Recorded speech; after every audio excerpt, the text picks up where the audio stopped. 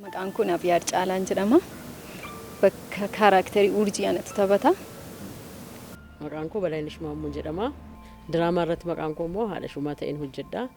Maqaan koo Yoosef Abbabeen jedhama. Hiree irratti qoodan fudhee taphadhu. Shubaa ta'een taphadhu.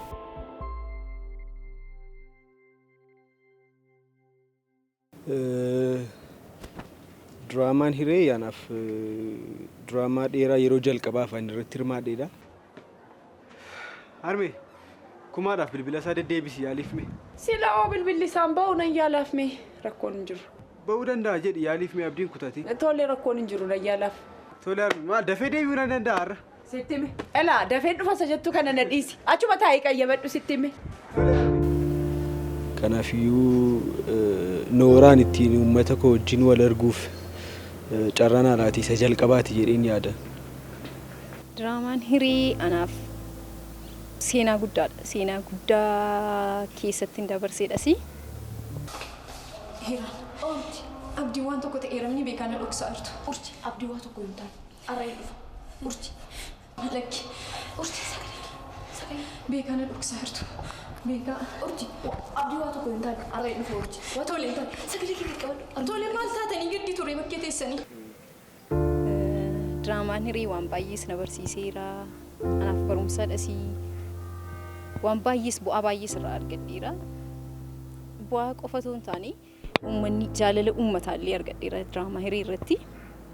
Bakka kaaraakteriin taphadhe baay'ee namoonni baay'een hin jaallatu keessumatti ijoolleen shamarranii baay'een isaanii yeroo isaan feesbuukii irratti illee na barreessan nan arga.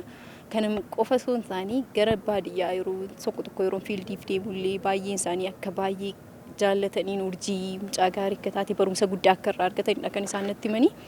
Kanaaf diraamaa Hiree anaaf waan guddaadha yaada kana qofa osoo hin taane jireenya koo keessatti wanta baay'ee wantan irraa bare wantan aaktiingii mataasaa gara aaktiingiitti akkan cimu kan na godhe tokkoffaa diraamaa Hireedha jechuu nan danda'a.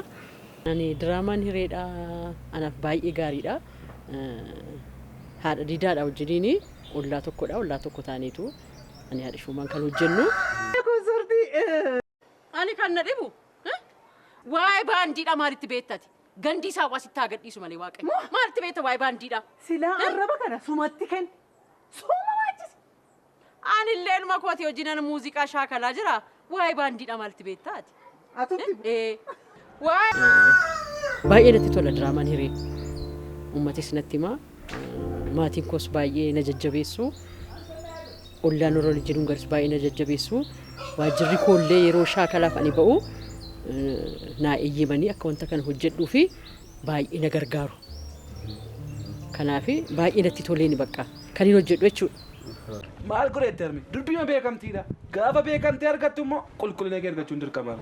Kanaaf namoonni maal dirqaman? Hireen gaafan daawwataa ta'ee ofii kootii ilaalu wantoota dhugaa hawaasa keessa jiru tokko foddaa televezyiiniidhaan waan ilaalu natti fakkaata. Yommuu isin jedhu dhugaa hawaasa keessa jiru kana gara aartiitti jijjiirame waan tiiviidhaan mul'atu natti fakkaata naan gaafa.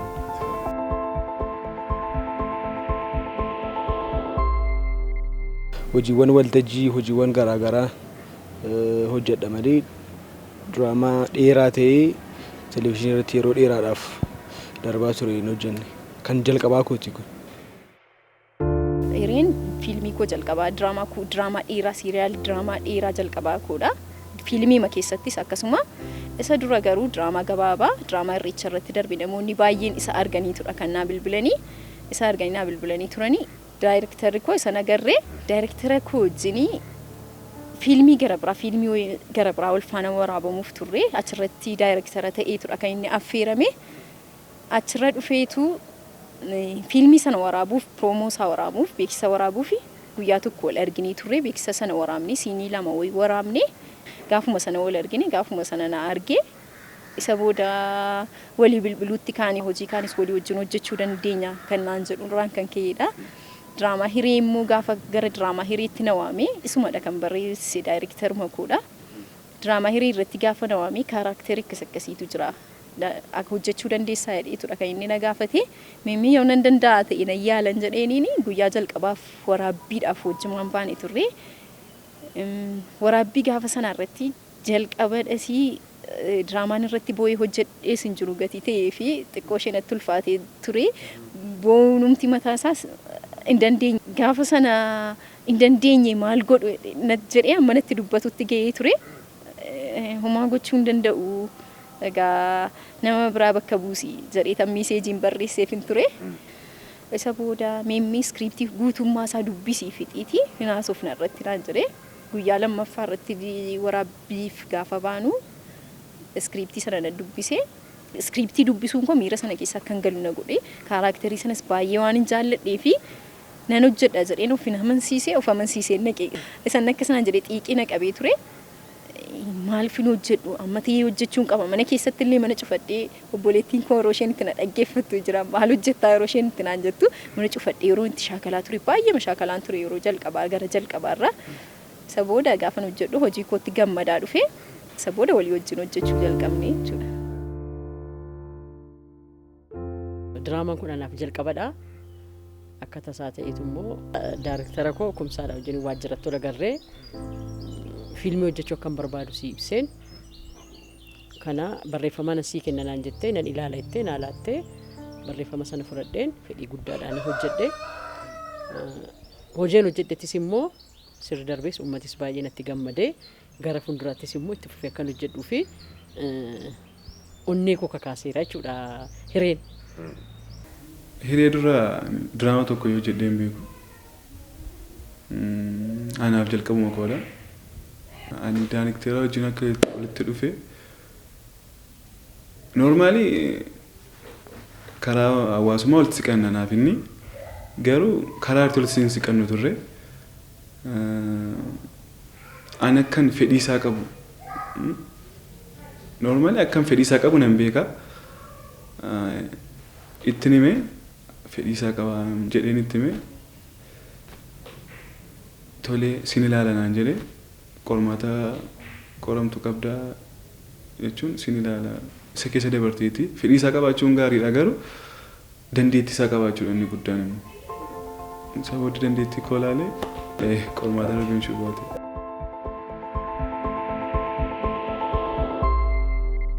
Dhugaa dubbachuuf yaani qabannaan akkamitti seenaan sun gaafa barreeffame akka garaa nama nyaatu godhamee barreeffame. Amalli qabannaa akkaataan itti keessatti guddate rakkinni maatii isaa keessa jiru abbaa isaan beeku obboleessa isaa wajjin walitti bu'u haadha isaa gargaaruudhaaf immoo oliif gadi dhamaa sanarraan immoo karaa biraa immoo barumsa isaa deemsisuudhaaf baay'ee yaala hammuma kana keessattuu jiru immoo haadha isaa wajjin yeroo hundaa dhaabbachuu barbaada. Baay'ee nama ani amalli isaa na hinaafsisu nama ani utuun akkasaa ta'e isuma dhugumaayyuu utuun akka qabannaa ta'e jedhee yaadu baay'ee qabannaan mucaa baay'ee namatti tolu.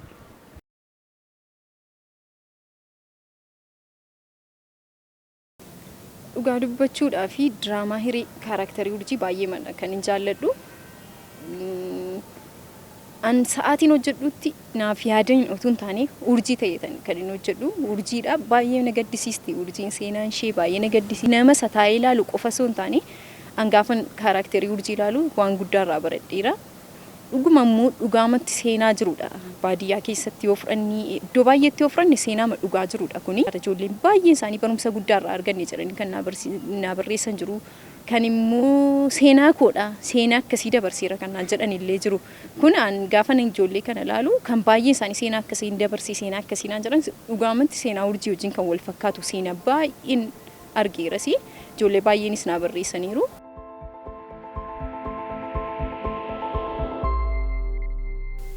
Ani kaaraakterii shuubaa kaaraakterii baay'ee toludha baay'ee tokko ni tola.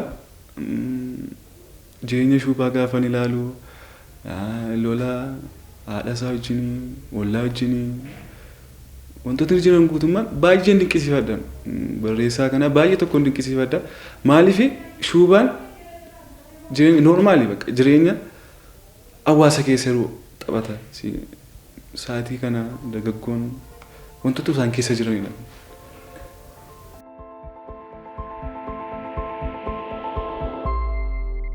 Iddoon itti kophee qulqulleessutti haadha koo manatti dhiisee isheen dhukkubsattuun dhiisee dhufee iddoon itti kophee qulqulleessu tokkotti siinii sana irratti gaafa barreeffame hin kabala jedheetu barreeffamee jira.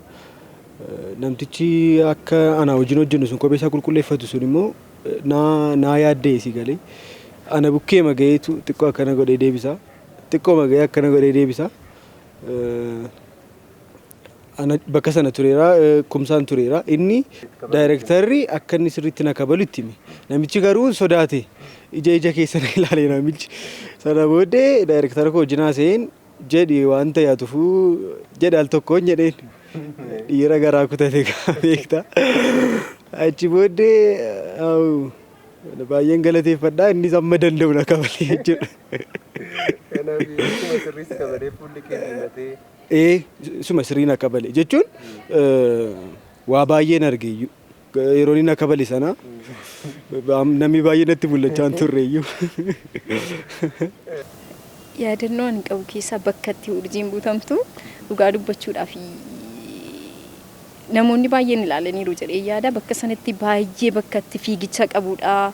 Bakki isaa bakka bosona itti baay'eeti keessattidha. Qoraattii hedduun illee keessa jira.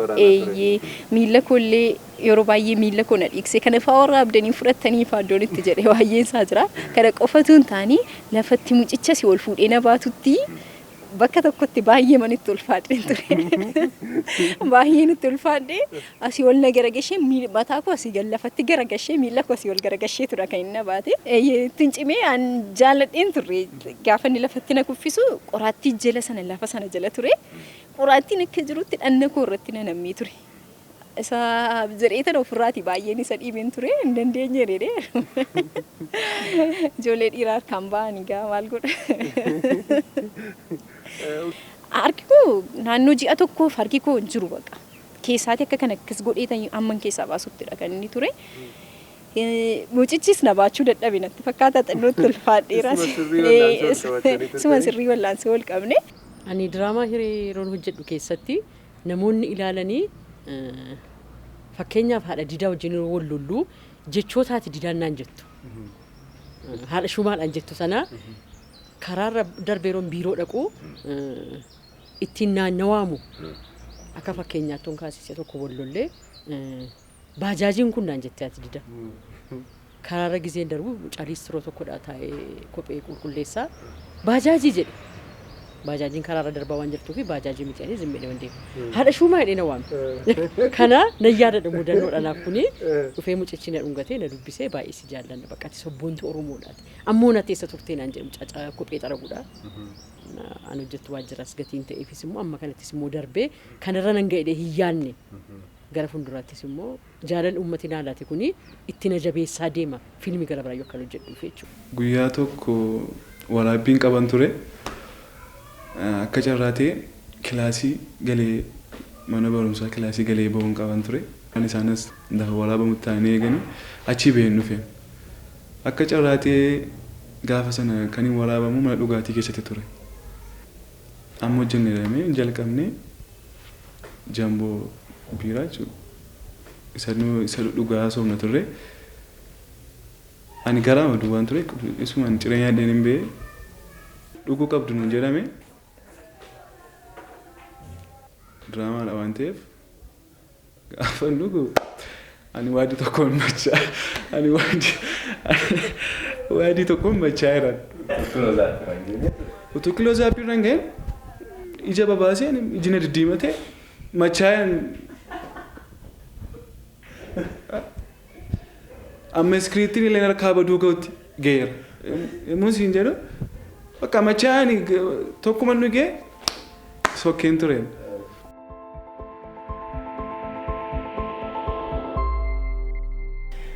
Dhugaa dubbachuu fi yeroo baay'ee akkati waan tokko garaa guutuu hojjettuu fi akkati humna kee guutuu irratti dhangalaastee hojjettu kan si godhu waan sana jaallachuu kee qofa miti. Namoota itti wajjin hojjettu daayirektara kee dabalatee seenaa sana dabalatee istooriin sun mataasaa keessa keessi tuqee sirriitti akkati wanticha hojjettu yoo si godhedha caalaatti kanatu hojjettu. akkuma amma jette namni baay'een yeroo akkasnaan jedhu argee beeka isuma dhugumaa akkasidha isuma dhugumaa buusee baay'ee namatti tola gaafa naan jedhanu beeka. Sana dudduuba seenaa cimaan ijaa jiruufidha. Sana dudduuba daayirektarii cimaan ijaa jiruufidha. Sana dudduuba kiruu cimaan ijaa jiruufidha. Namooti wajjin hojjennu ciccimoon ijaa jiraniif sittin ulfaatu sii galee waan tokko keessa kee salphaatti sii lixeetu achii booddee baastee hojjetta. Qabannaan immoo suma dhugaa dubbachuuf ani iddoo an gaafani argama tokko hojjedhu isuma dhugumaa keessa koona tuqa. Harmee isaaf jedhee nama kophee isaa qulqulleessu utuu kophee isaa qulqulleessu immoo harmee isaa ishee dhukkubsattu manatti yaadu sana irratti immoo dhufee utuu asiiti yaada harmee isaaf jedhee kophee qulqulleessu gaafa balleessu kabalamu rakkinni amma kana gaafa itti baay'achaa deemu obboleessa isaa wajjin gaafa walitti bu'an abbaa isaan beeku haadhi isaa rakkachaa jirti. Isuma dhugaa laphee na tuqeen hojjedha seenaa sana guutummaa masaa kan koo godhadhee man hojjedha jedheen yaada. Jalqabuma warraa gaafanii shubaa fudhanii iskiriiptii magaafan dubbisu akkana itti ulfaannee beeka. Yommuu isin jedhu jireenya koo wajjin baay'ee waan irraa fagaatu mini. Yommuun akkasii jiru immoo haadha koon akkas waa'ee taatu hin taane garuu jireenyi shubaan jiraatu suni jireenya koo irraa baay'ee fagoo miti. So gaafan hojjedhu na tolee.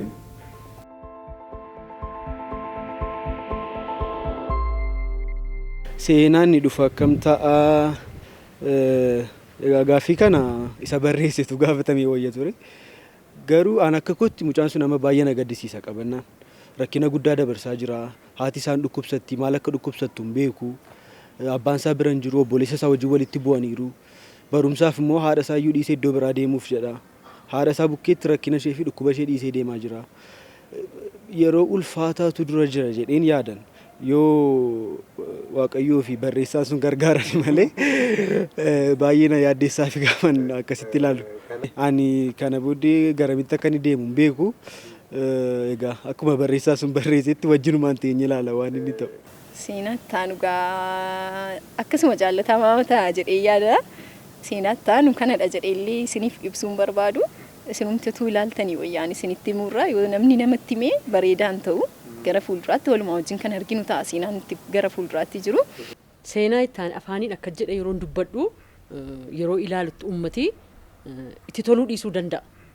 Inni booddee jiru kun waan caaluu fi uummanni eeggachaa jiru kuni utuu ilaaleeti xumura isaa bareetiin itti tola. Kana jedhee dubbachuurra baay'ee waan namatti toludha. Isa duraa kanarra kan caaludha. Inni booddee jiru immoo kanaaf uummati amma jaalalaan nu eegaa jiru, jaalalaan nu jajjabeessaa jiru, abdiidhaan akka nu eeggatu dhaamsa kun dabarsa. Seenaa shubaa ani kana jechuu hin danda'u. Maaliif ani iskiriiptii kan natti kennamu isteeppiinidha. Yommuu isin jedhu kutaa ammatee eessatti akka maal ta'u eessatti maal akka inni ta'u kana booddee maal akka ta'u hin beeku. Isa daayirekteeraa fi barreessichuma fanniisa.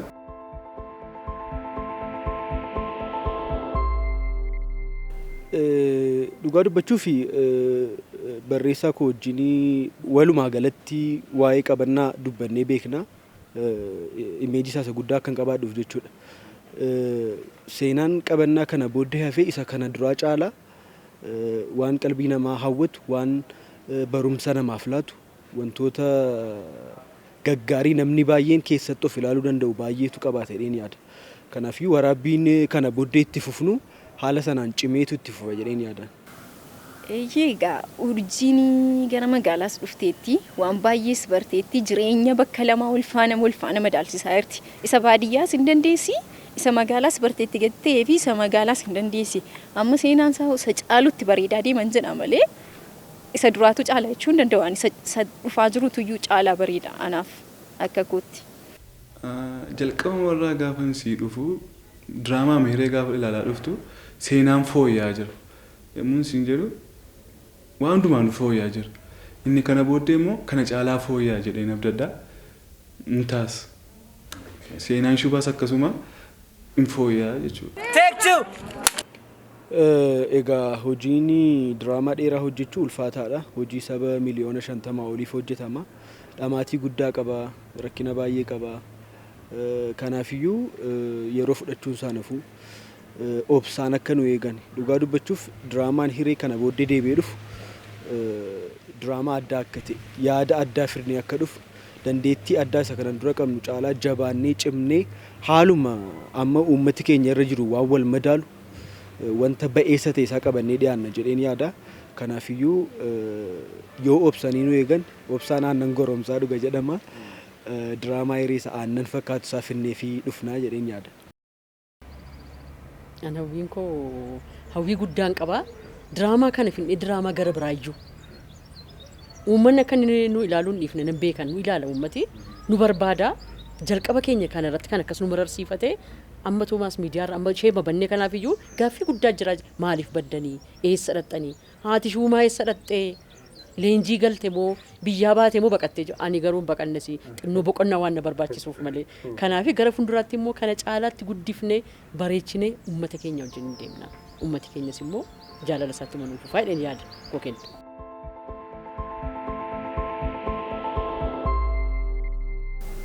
Dhugaa dubbachuu fi gaafa hojjennu diraamaa Hiree an diraamaa Hiree qofatu hin taane aartii keessa gaafa gallu anumti mataa koorraa kaasee dura gaafa hin beekne waan daqiiqaa 10 darbu daqiiqaa 10 waan waraabne faa waan waraaban faa akka kanatti yaadaan ture animtillee jechuudha. Garuu akkas miti. Waan daqiiqaa 10 darbu guyyaatti guyyaa 2 guyyaa 3 waraabamu jira. Yeroo nama baay'ee yeroo gaafata namaaf gaafa laala garuu baay'ee salphaa fakkaata aartiin baay'ee itti dhamaanii baay'ee dadhabbii guddaadhaan kan inni hojjetamu. Diraamaa Hirees ta'ee diraamaan kamillee akkasitti salphaatti wanti dhufe tokko hin jiru. Dadhabbii guddaa qaba. Kana biraan immoo gaafa nama tokkoof mijatu nama tokkoof hin mijatu. Ganaa nama amma sana eeguun mataan isaallee dadhabbii guddaadha kunumti mataan isaallee jechuudha. Kana gochuuf immoo uummanni dudduuba keenya jiru jabaadhaan hojjechuu qaba. Jabaadhaan saba keenyaan jiru taanaan aartiin gaafa laallu akkasumatti wanta hojjetamee wanta nu bashannansiisu qofaa miti. Afaan keenya illee karaa aartiidha kan inni guddatu jechuudha. Amma hunda keenya iyyuu gaafa laalu waan tokko irraa argachuuf mini diraamaa kana kan hojjennu eenyuyyuu taanaan diraamaa kanarraa fayyadamaa ta'ee diraamaadhaan kan jiraatu yookaan aartii hojjetee kan jiraatu aartistoonni afaan Oromoo keessa jiru jedhee yaaduun. Eenyu hin jiranis immoo hundumti keenya kan beeknu warra kana yoo qarshiidhaan gargaaruun dadhabame illee jabaadhaan nu simbira jirra. Jabaadhaan numtillee jabinadha. Uummata jabaadhaa akka isaan nu jedhan nan barbaada.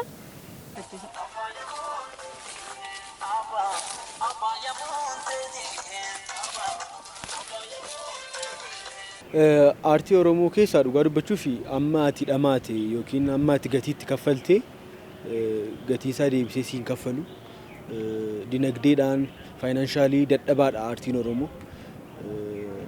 Egaa fooyyaadha yoo jenne iyyuu ammayyuu karaa baay'eetu nu hafata.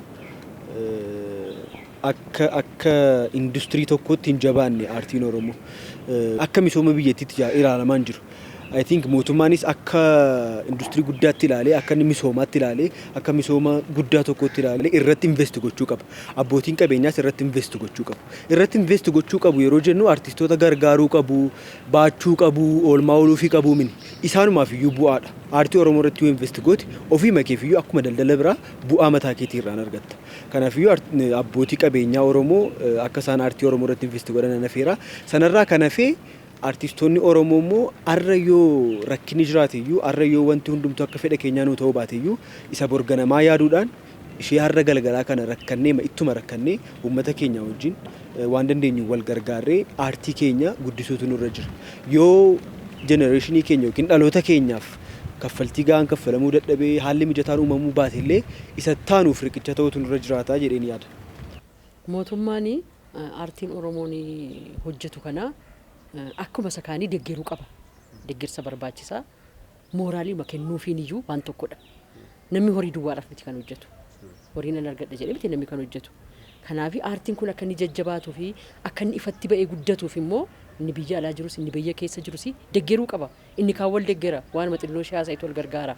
Kanaaf kun immoo wanta seenaa Oromoo irratti kan hojjetanii afaan Oromoodhaan kan hojjetamu kuni guddachuu dagaaguu qaba. Kanas immoo mootummaan karaa kanaan deeggarsatu nu godheeti nu hojjetaa mootummaa taane ko miindaa keenya nyaachaa yoo akkasumatti nu hojjennu nu fedhiin keenya uummati keenya nu jaallate uummati keenya jirra nu jennaani nu waan biraa waan barbaannu hin qabnu garuu deeggaramuu qabu.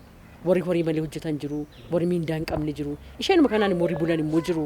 Kanaaf jarri kuni gargaaramuu qabu miindaa argachuu qabu. Kanaaf uummati nu bukkee dhaabatee aartii kana jajjabeessuu qaba. Aartiin qabsoo jimaa ol caaluu qabu. Yommuun isin jedhu aartiin Oromoo kan warra kaan irraa xiqqoo dudduubatti hafneerra. Sababii kanatiif maaliif yoo jettee ilaalte al tokkoti namni keenya amma aartii hojjetee milkaa'uu danda'u baay'ee gad bu'aadha. Kana furuudhaafi aartiin kun kan nama tokko miti. Aartiin uummata miiliyoona 50ti. So namni waan danda'uun abbootiin qabeenyaa dhaabbanni adda addaa warri qarshii argamsiisuu danda'an uummatillee biiroowwan jijjiiran dhaabbate waan hundumtiyyuu bira dhaabbachuu qaba aartii kana bira amma humna isaanii jechuudha. Inni guddaan waan keedha waan ta'eef itti amantee fudhachuun dirqama keedha. Daayirektara keenya bakka tokkotti wanta hin jedhuun ni jira. Muudannoo ni gaafa sana na godhe isin irraanfadhu tabba ture asii olii goda deemee asii gadi yeroo hundi fiigu asii gaditti hojjetamaa tabbadha wantichi. Isa booda asii gadi fiigee goda sana ga'ee hin gahanaan jedhameera. Tole jedhee achuma dhaabbadhe. Isa booda akka nama kaameeraa waraabuu dhaabbataniiru tabbadha asii olii. Tabba kanas asii ol fiigii kottu waraabaa jira naan jedha. Andu'ee nan fiigaa yeroo achi ga'u natti kolfan hundu. Waraabbii irratti akkuma ammati jettee daayirektarri keenya yeroo itti editingiin ta'ullee guyyaa baay'ee gaafadheeraanii wanta hojjennu riil yoo ta'e malee hin jaallatu dhugaama dubbachuu fi hin fiigama taana sirriitti gara makeerraa akka itti fiigdudha kan inni barbaadu wanta hojjettu editingiidhaan akka hojjetamu kan inni hin barbaanne riilii ma hojjennaa. Hin bu'aama taanaan yeroo baay'ee namoonni kan isaan fayyadaman jira ija keessatti kan dibatanii wanta nama boosisu. Ati aaktarii dhabni aaktariin akkamittiin bo'uu dadhaba erga aaktarii jedhamteeti taayipaa aaktarii miti ati. Kanaafi erga kaaraaktarii kana nan danda'atti aaktarii erga jettee ofii keetiin otoo waan tokko hin dibatiin bo'uu qabda yeroo inni itti namaan jira dhugaa wadaatu waan tokko hin dibatiin diraamaa Hiree irratti kan nuti boonyu. Haati didaadha waan sodaadhe callisee taa'utti fakkaachaa jira. Hin sodaanne ani takkaa ka'ee gallaani garatti ishee qaban hin jiru. Shaakala sanas fixeeraa tukaandos baradheeraa kanaafi jaarsummaadhaan na araarfatte taanaan naan araarfattu ta'uu baannaan garuu isan jedhu jirran washaa ummati koos immoo naana eegu. Iseen baay'ee rakkoo ilaalchaa qabdi seen baay'ee mana kan jennetu humnaa ol rakkoo ilaalchaa qabdi ati didaa. Tuutas gabboofte madeedinnaanii galanii magarsiisuudha. Guyyaa tokko kanaaf Hiriyaan koo muuziqeessin inni harmeedhaan muuziqaadhaan soosomna. Waa'ee haadha didaa waa'ee didaa itti haasofna. Ani kan inni naqeef waa nyaachuufidha. Buddeeniif jedhee malee ani waa'ee muuziqaa akkas ta'e garuu harmee koo ittiin soosoma. Karaakteriin sun baay'ee tola. Ilmi koo amma jajjabaachaa jira muuziqeessaa ta'uuf jedhanis eebbifamuuf jedha. Gaafa eebba isaatii gaa uummati kun akka inni dhaabateela harkasaa godhu nan beeka. Ilmi koo kun immoo nama ta'ee guddate anarra darbe immoo biyya isaa akka inni guddisu biyya isaaf akka inni ta'u abdii guddaan qaba. Uummatis immoo abdii guddaa qaba. Koonsartii isaa nan naqaa. Ishee maal jedhan sana mana tokko maqasiidhaan riibaanitti ana tokko shuubaa kootiif namni ittiin bu'u. Haati didaa hin waamna ilaaltu inni irraa inaaftu na ilaaltu dhaabattee jenneerra ilaaltu. Kanaaf yaa dhuftu gaafa san isheenii. Tole egaa namootaan galateeffachuu barbaadu hedduun qaba. Isa jalqabaa irratti carraan amma addana taa'ee dubbachuuyyuu akkan argadhu kan naaf godhe diraamaa kana irratti akkan hirmaadhuuf kan na filate daayirektaraaf barreessaa diraamaa kanaa Kumsaa Taammanaa galateeffachuun barbaada. Sanatti aansee dandeettii aartii kootii dandeettii taatees haa ta'uu wanta biraas haa ta'uu akkan lafa irraarra ga'uuf namooti na gargaaran baay'eetu jiru. Maqaa isaanii dha'ee fixuu hin danda'u. Kanaafiyyuu hunda isaanii akkasuma ittiin nan galateeffadha. Dabalataan uummata Oromoo uummata bal'aa yeroo hundumaa jabaadhaan nuun jechaa ture. Lafa sirriitti hojjennetti bayeessa hojjettanii lafa hanqina qabnutti immoo isa kana fooyyessaa jechaa kan nu duukaa ture. Uummata Oromoo saba bal'aa diraamaa keenya daawwachaa kan turan, kan nu cina dhaabbachaa turan, kan nu jajjabeessaa turan humna keenya isaantu nuuf ta'e waan ta'eef isaaniin deeggarsa isaanii as geenye kana booddees deeggarsa isaaniitu humna nu ta'etu diraamaa kana gara sadarkaa olaanootti akka deemsisnuu fi onneellee nu keessatti horaa jira jaateef saba Oromoo guutummaatti galatoomaa ulfaadhaa jechuun barbaada. Eeyyeen egaa namoonni baay'een ana bukkee namoonni aartii keessa jiran baay'een isaanii kan na bukkee dhaabbatan kan na gorsan hedduun isaanii jiru. Tokkoffaa jalqaba irratti daayirektara keenya Kumsaa Taammanaadhaan baay'ee galatoomii jechuun nan barbaada. Ittaansuudhaan Magarsaa Kumaas akkasuma baay'ee galatoomii jechuun nan barbaada.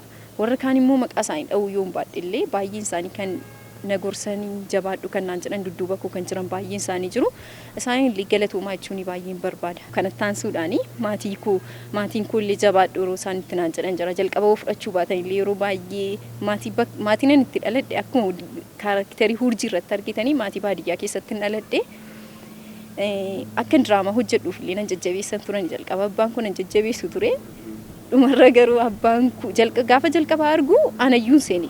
Eenyudha isheen kun ishee moo ishee miti jedhee taa'ee ilaala ture. Otuun ittiin himiin jalqabe maaliif abbaan koo hojjedhu naan hin jedhu ani immoo fedhii aartii waan hin qabuu fi dirqama hojjechuun qaba aartii kana. Gaafa diraamaa Hiree ilaalu taa'ee ilaala ture. Kun ishee fakkaatti maanni ishee moo ishee miti tokkoffaa kaaraakteriin cabaa diyyaa uffadheera. Anaan qamisii uffatees uffadhee nan argine akkasiin gooti sedhee waan hin yaannee fi ishee fakkaatti tuma jedhu haati kootti himtee turte.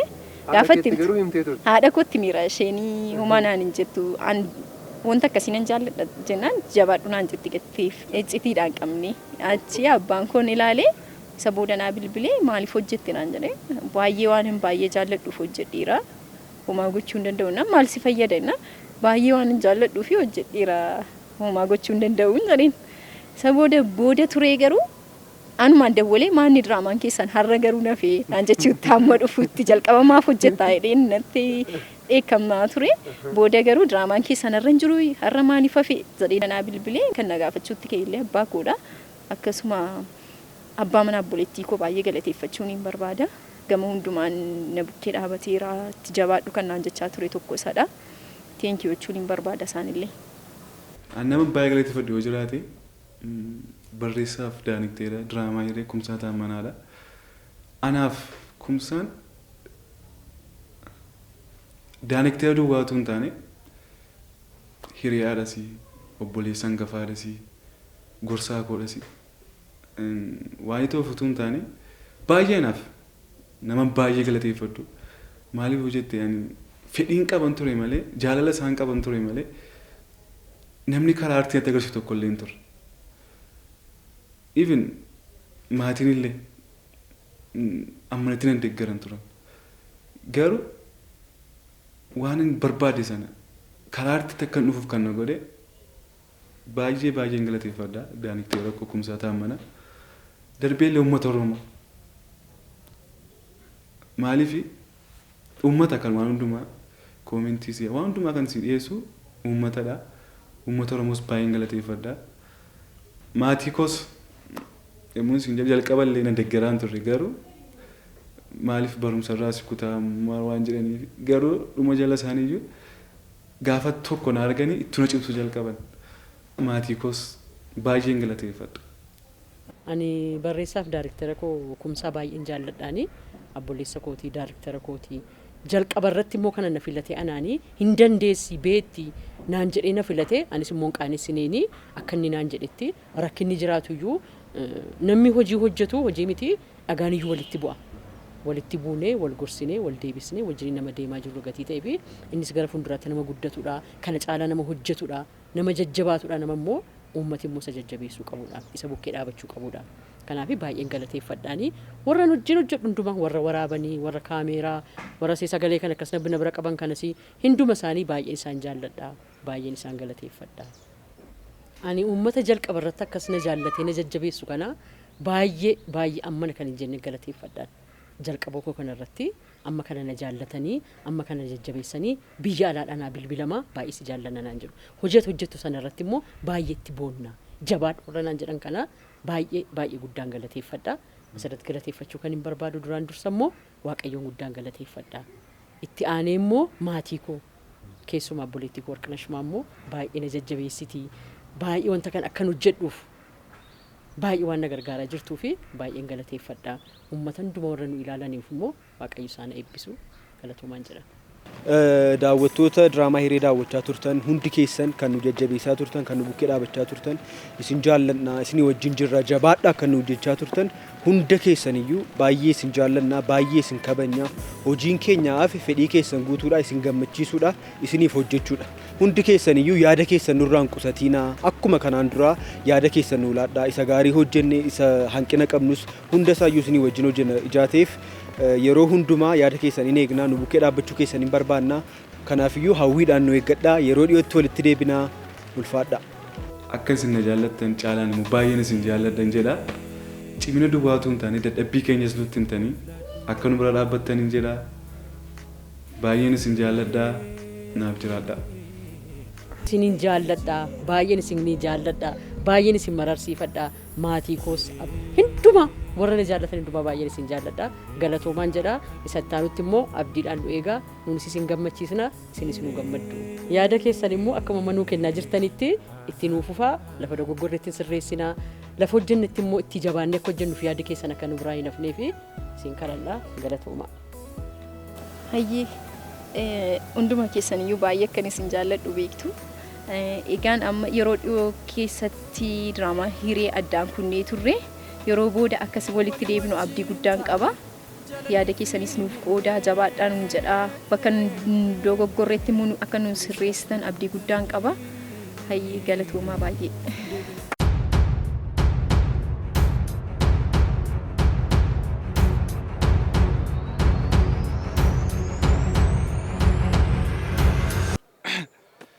Baradha jedhee gaafa manaa bahu ofittan kakadhee durba maqaan nahu garuu hooleen bullee waadaan koonii qabee bareeddu tokkorraa jaalalli na qabee maqaa ishee gaafa naannaan jettee gaaddisee sababa ishee middiin biyyoona nyaachisee.